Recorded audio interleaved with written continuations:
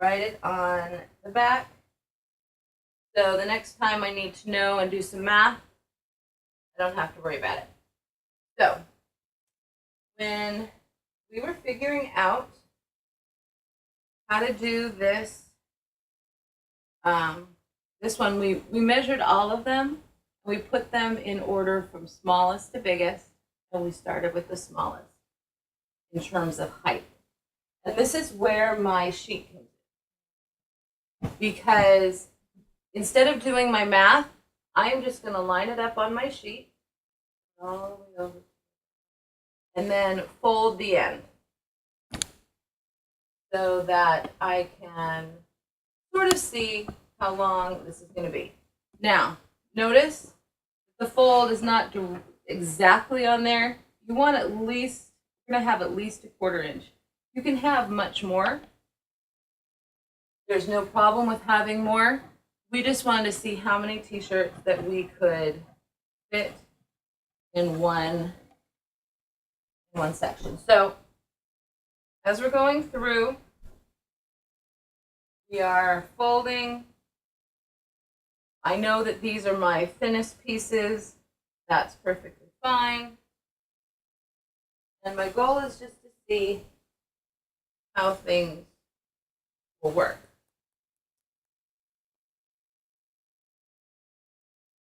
So,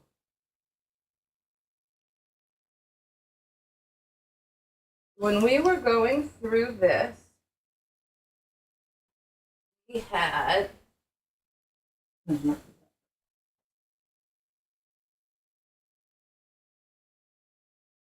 these here. And there was a little bit of a space. Like, okay, that's fine. And then we started with our second row. And these were our next sizes. And we started with our next ones. We just started folding them and putting them through.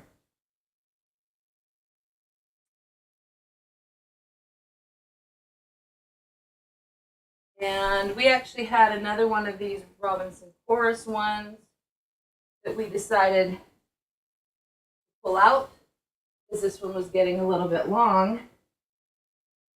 And this is what we ended up with. As you notice, this goes off even after taking out one of these that were about the same size. And so what we chose to do, which is why you sort of lay them out and you put them in order, is we decided we could take out this one here. Here we have, it goes almost to the end, so this is a good size. And then we could put this one here. And now both rows are about the same size. Now, because this was a little bit bigger, the whole row had to be a little bit bigger. So this row is ending up being 4.5 inches, and we just put a sticky tape. And this row here is 6 inches. We have a sticky tape, little sticky note, so that we can know that we're going to cut these 6 inches tall. Now, if I measure these up and down,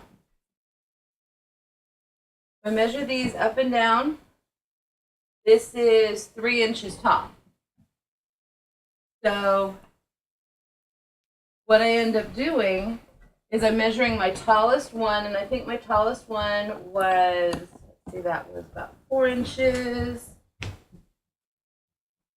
This one is closer to 5 inches. So I measure my absolute tallest one, and then I'm going to add 1/2 inch because I want at least a 1/4 inch on either side, just so that it won't be really tight right against my biggest words. And then I need to add an extra 1/4 inch on either end so that I can sew them in. So you take your very tallest one, I like rounding to the 1/2 inch because it's just easier. And then I add at least an inch. You can add more depending on what you have here. You can add more, but I would add at least 1 inch And now notice that I've got my 2 rows. I'm going to make sure that I have some sashing, and this is also where some of my math will come in. How long do I want it? How long are my larger pieces? Then I can decide how wide my sashing is. When rounding to the nearest half inch, you always go up. That is true. You always go up to the nearest half inch. So now, this is the one with rows. So I've showed you the ones that are squares, or the ones that are all the same size. You can do the ones in columns. You can do the ones in rows. The whole process is the same.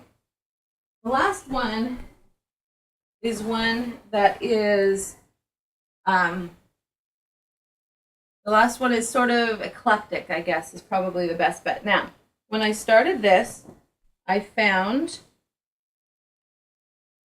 the back. So I bought my back, and that was what I had. So I had to make sure that my quilt fit my back. So in order to do that, I then had all the t-shirts and things that I wanted. And this is what I came up with. So notice that these are not all in pretty rows or columns, and they have a little bit of everything. So what I have here is, and notice I have sashing. So here,